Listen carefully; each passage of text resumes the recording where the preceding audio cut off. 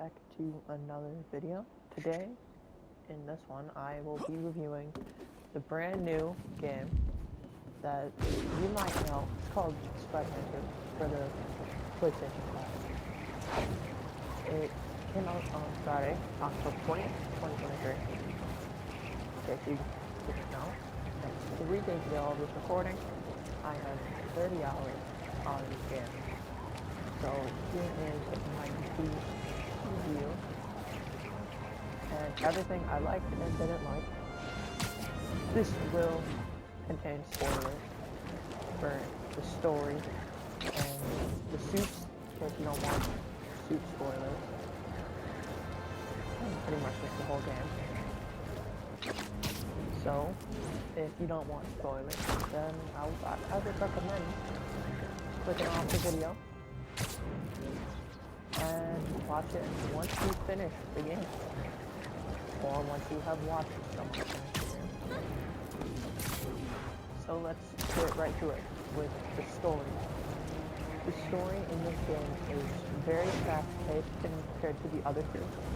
It starts off right away with a boss fight with the Sandman, which is your tutorial for the game, showing you how the web wings work, and just a few other like basic moves, like your attacking throw.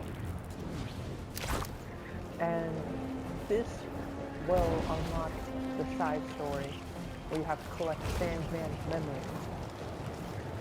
And it was pretty easy if you use Miles. Peter is so easy if you use some of the later abilities. It was fun. I would recommend doing it. And after, we see some stuff with Kraven. Kraven is, like, marketed along with Venom as the main villain of the story. I feel like Kraven was mainly used as a plot element for a few things, like showing Venom's evilness, bringing a bunch of villains to the island, or a bunch of like hunters to New York, and setting up what the last full game had as the Demon and the Sable Eagle. Venom was an amazing villain. Venom appears in the last half of the game. You beat the symbiote within the first half, and then once you lose it, it becomes Venom, and that is when the last half of the game starts, the second half. The second half of the game was very fast-paced. I thought the first half was fast-paced. The second, everything was happening back-to-back. There was no, like, patrol section like the other two games. There is still a few of those. I didn't mind it. I took a break as soon as I was about to get to the last mission and did a bunch of side quests to level myself up before the final fight. The final fight was amazing. Combat in this game, but I'll talk about that in a moment. The story was fast-paced, and Kraven, liked him as a character. I feel like he didn't use his full potential, and was mainly a plot element for some things. I already said them, but doesn't mean that he wasn't cool. I enjoyed pretty much every second of this game. I didn't not like a single mission. MJ, they made MJ's parts so much better than they were in the original. Because when you get caught, you don't instantly get a game over like it was in the original 2018 Spider-Man, which might have been my least favorite part about her mission, was getting caught and having to restart the mission. So they made it a lot better. They made it late in the second or third MJ mission you do, you get a web shooter. So that makes it a lot easier and more fun than just with the taser and sneaking around. Then in the final MJ mission, you get a sound gun, so you can fight against the symbiotes. Made it so much better. The symbiotes took over the city. That was very cool to see. Only Harlem, they only took over Harlem. There was symbiote next in the other section, but they weren't like symbiote tendrils all over the place. Which I am happy that it was that way. So that if you just wanted to, you could go into a normal area for a little bit and not have a ton of enemies trying to kill you every time you like walk. It was a lot like once all the criminals break out in the original, where every turn you go, there's someone shooting a rocket launcher at you, or you're getting attacked the whole time. It was a little bit more annoying this time though, because web wings is triangle and the web strike is triangle.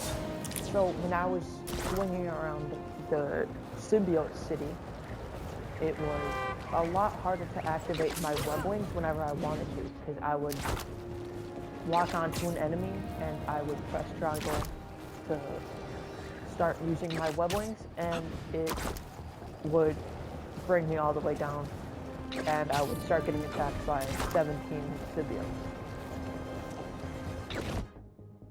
There is a lot more variety in enemy types, which is good. It helps the story out, it helps the gameplay out. It was just a lot more fun to see this many different kinds of enemies, so it wasn't just pressing square the whole time. Now that I've talked about some of the story things and a few other stuff that I just got off track about, the controls for this game are very well. I don't think I really have any complaints other than the one thing that kept annoying me throughout my whole playthrough, which is the Friendly Neighborhood Spider-Man app. The fact that it is one swipe on the touchpad, which my finger would accidentally like go over very slightly, and it just puts a whole pause on your whole gameplay. It was very annoying, and there is no way to change which button you have to push to open up the Friendly Neighborhood Spider-Man app. I would see myself in fights constantly seeing the prompt at the bottom saying I cannot open up the Friendly Neighborhood Spider-Man app, and I would not even be trying to open it. So that's my only complaint, is I wish that there was a way to change the controls. That's probably just for me though. But the new swinging the parry is one of the most fun things ever. It took a little bit for me to get used to, but once I figured out how to use it, it was so much fun to use. I would love trying to parry every hit that went towards me. Wouldn't always work out, but it's a appreciated addition. The web wings, amazing. I don't think I've liked the feature more. Being able to glide around the city and switch between them, like you can see in the gameplay right here. It's so easy. Doesn't like you don't have to go into a menu to switch between the two. It's just one push the button and you use it another. The wind tunnels are a very needed addition for the web wings, because it just helps you go quicker. It helps you keep your altitude, gain altitude. It's just very fun to glide around in these wind tunnels and just glide around with the web wings. It is a very wonderful addition. I would love to see them keep it in the next game. The combat is wonderful. I don't think that there was ever a moment in this where I got sick of the combat or of parrying. It was just a full experience that was just very fun to do. It didn't get repetitive because of the new parrying and the new web types. Every web other than the base web is new to this game. There is 5 different webs. You use your base web shooters by pressing R1 repeatedly once. That guy nearly hit somebody. I better do something. Turret web, it's the spider. Where Get him off our tail. Hit R1 and prime, it will shoot a little drone out that will shoot little laser blasts at the enemy. What a mess these guys made.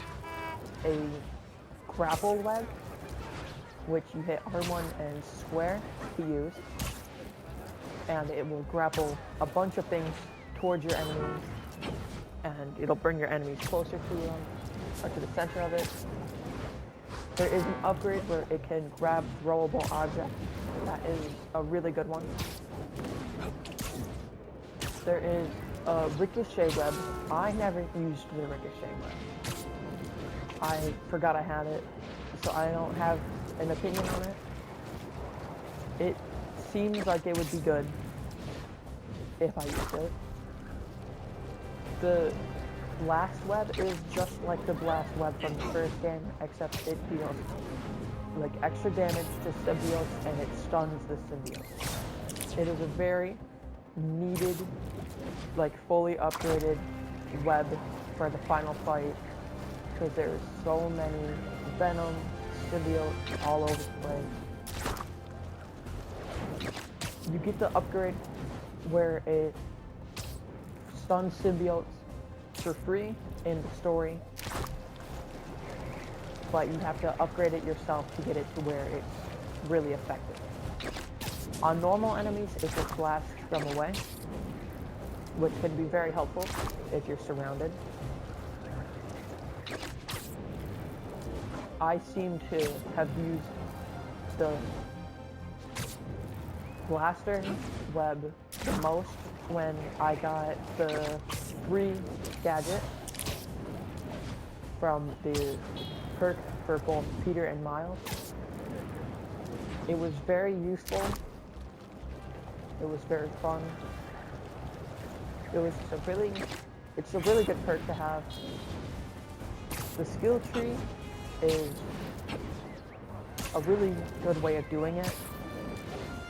You have specific perks for Peter, where it'll unlock more of his arm, like his spider arm ability. Once you got the symbiote suit, it would give you more symbiote abilities, and it would upgrade your abilities. It was very good. You could upgrade Miles' venom abilities, his enhanced venom, and then you could upgrade stuff for both of them, which include basic combat moves, like taking guns from your enemies, and some movement, like the slingshot. The slingshot is a really good power, or perk to have. It is one that it makes you get, I'm pretty sure, at the start of the game. I forget to use it because I'm so used to just running or like point launching to get a head start. But the slingshots on your mini-map are super launchers. So if you web launch or slingshot off of them, it will give you a huge speed boost. It will make you go flying. If you use the web wings with it, you go super far, and it is wonderful. You have to use it if you want to do the achievement where you go from the financial district to the one on the other side of the map. I forgot the name. But it just makes it so much quicker, so much easier. The achievements for this game were not the hardest. It was pretty easy to get platinum. It didn't take very long. It is a necessary platinum, I feel, for if you collect platinum. Even if you don't, I don't really collect platinum, but I needed to get the platinum for this game. The Spider-Man games are the only games that I platinum, including Astros Playworld. And every single platinum I've gotten has been very enjoyable to get, even if some of them can be kind of annoying to do. Near the end, I just found myself waiting out to use my abilities to get some kills with the spider arm. Because I didn't use the spider arms too much because once I got the Venom abilities, I would use those. So I had to force myself to use those abilities. But it wasn't bad. It wasn't difficult. It was just more like dodging a ton until my abilities would charge up. So I could use them. The side missions in this game are really good. The Prowler containers are a quick, easy thing to do, and it'll give you some tech points so you can craft some suits. The photo ops, very easy, very quick. Wipe up on your D-pad, or not on your D-pad, on your touchpad. Sorry, my bad. And it will open up the camera, and you just press R1, I'm pretty sure, to take a picture with it. Very easy stuff. It tells you right where you need it, if it's in focus, if it's not, if you're too close, if you're too far away. It tells you all Can't let the him get inside that basic store. info that you need for getting the picture. So it registers. Wish I had and time you to get help, the credit but for I'm it. needed somewhere else. And you get the city token, which I find myself running out of, but it is the easiest token here. Other than the crafting materials, it is the easiest one you can get. You just do some side missions and you get them. The side missions, like the Flame and the Brooklyn Vision stuff, are not that hard. It's a nice thing to do while you're doing the patrol sections, like the 2 or 3 patrol parts that you have to do. I find myself doing the side missions for it, and you get suits for completing those side missions. You get a suit for completing the Flame. You get a suit for completing all of the Mysterio side mission things.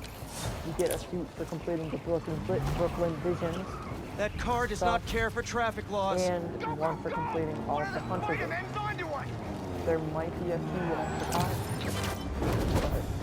but I freaking the ones hate that you get are really good. I don't think that there is a suit that I hate. There is some that I don't like very much, but none of them I would And absolutely refuse to use. You guys have any idea how much property damage you just caused? The suits in this game are wonderful. They did include some fan favorites. They included some ones that I didn't really like from the other games, but I know some people did like them. I felt really disappointed getting to level 60 and getting the black and gold suit of No Way Home. I felt like there should have been more of a congratulations kind of suit for Peter. And I felt like there should have been one for Miles as well, for level 60. That was a little better.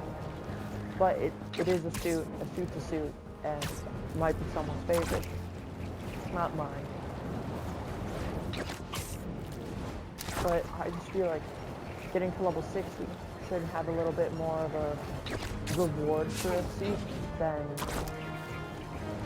a re-edition from the first game, the remaster of the first game. The Amazing Spider-Man 2 suit is a very welcome addition. I love that suit. Not a big fan of the original, but it's not the worst.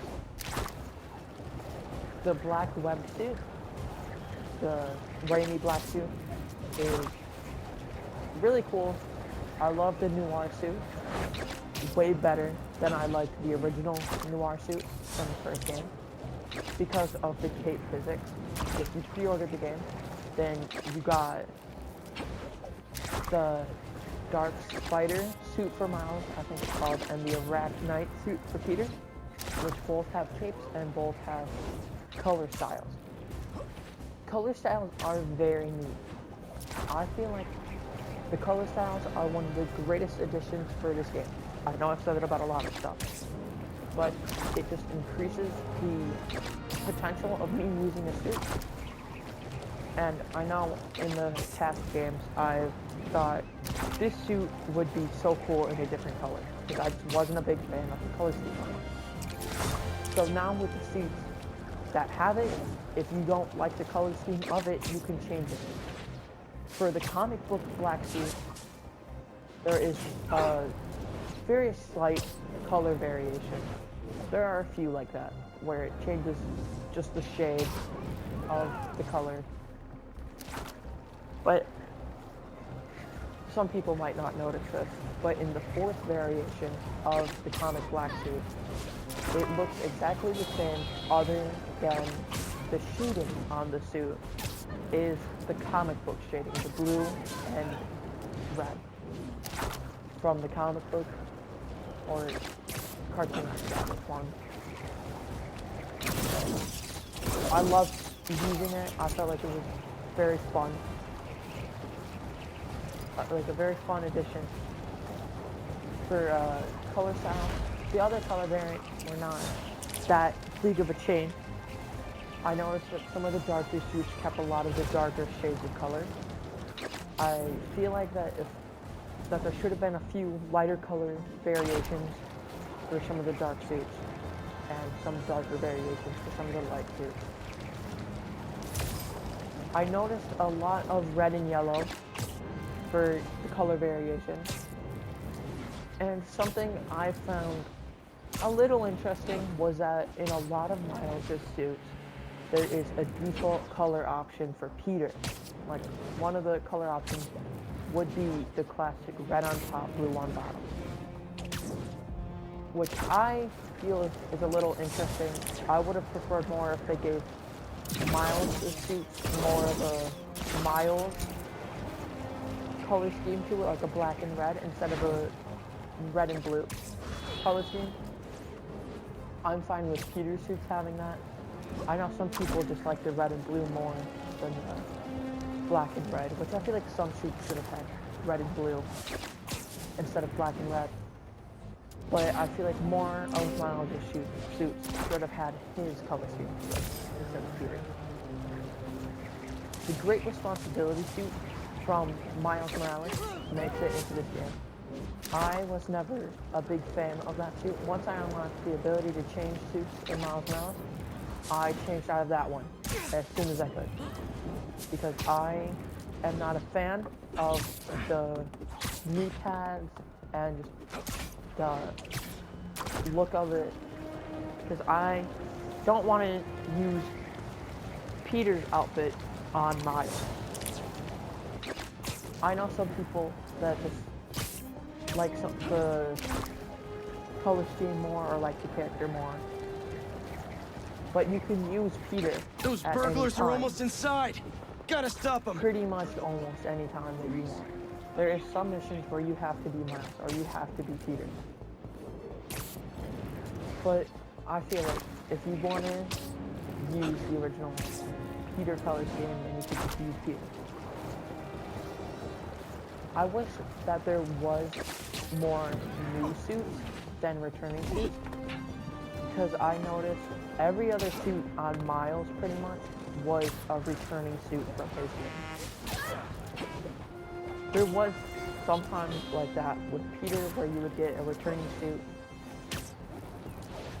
which there is, I don't think there's as many for Peter as there is for Miles, at least I didn't notice as many.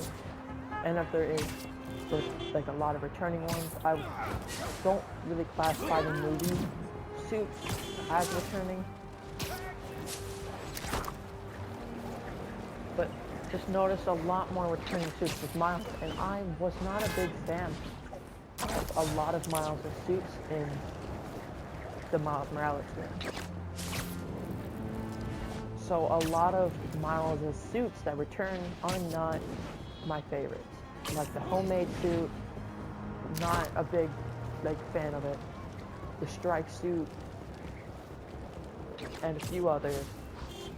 Peter has a lot of variation in his suit, except for the mass use of orange and red in some of the color variations.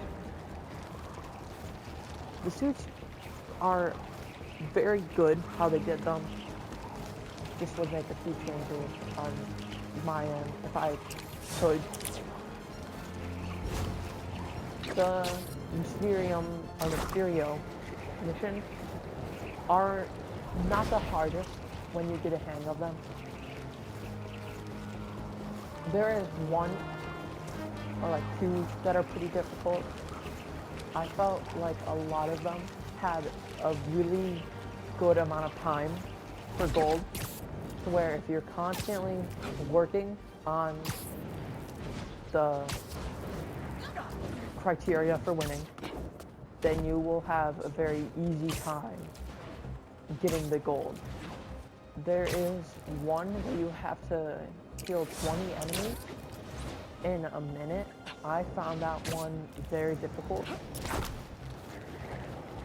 because a minute is just not a lot of time to get 20 people. With the Venom Blast, I found myself able to get a lot more people a lot quicker, but that would take some time to build up the Venom Blast over multiple tries. A few of the other side mission stuff would be the Harry, Emily May Foundation thingy. That wasn't the most difficult thing ever. It was kind of just, you would quickly do it and then you would move on. Use your turn signals. They would take a little bit of time, especially when the drone gets captured. But other than that, it is not the most difficult thing ever. In the end, I feel like this game is a really good game to get. If you love superhero games, you love Spider-Man, or you just love swinging around the city, New Wave, and this game is a must-buy. Digital Deluxe, the suits are amazing for it. If you like the game enough, I get it. If you like the original, I get it. It's worth it. The collector's edition is really cool in person. It is larger than the PlayStation 5 itself. The case is pretty cool, and the game is good. It's really good. Comes with it if you didn't know. And that is my review on Spider-Man 2. I would give it either between 9.5 out of 10 and a 10 out of 10. Thank you very much for watching, and goodbye.